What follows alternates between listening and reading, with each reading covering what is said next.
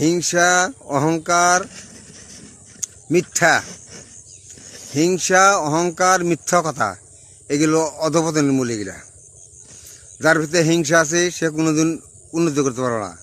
যার ভিতরে অহংকার আছে সেও অহংকার মানে জীবনে কোনো উন্নতি করতে পারবে না। মিথ্যা, মিথ্যা তো মহাপাপ। মিথ্যা কথা বলা কবিরা গুনাহ। কাজে হিংসা, অহংকার, মিথ্যা কথা যে বলে তার কোনো উন্নতি নাই জীবনে, সে মানুষের মধ্যে গণ্য হয় না। মিথ্যা কথা যে বলে সে হলো শয়তানের ভাই। হিংসা, অহংকার, মিথ্যা কথা বর্জন করে সত্য পথে চলতে হবো, সত্য কথা বলতে হবো, সত্য পথে চলতে হবো, আল্লাহর রাস্তায় চলতে হবে। আল্লাহর রাস্তায় চলতে আল্লাহ তাকে মানে ভালোবাসে। হিংসা যার ভিতরে আছে সে কি মানুষ?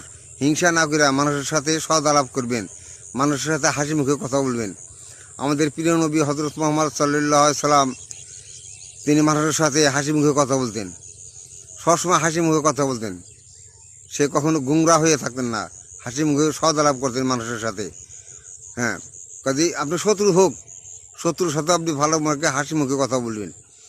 হাসি মুখে কথা বললে আল্লাহ তাকে ভালোবাসে, আল্লাহর কাছে ভালো ভেবেন আপনি।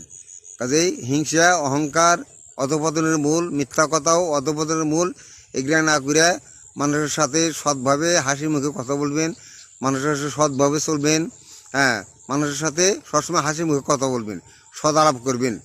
এটা হলো আল্লাহর বিধান। আল্লাহর ভালোবাসা পাইতে হলে এই রাস্তা চলতে হবে, আল্লাহর রাস্তা চলতে হবে ভাই। কথা খেয়াল রাখেন।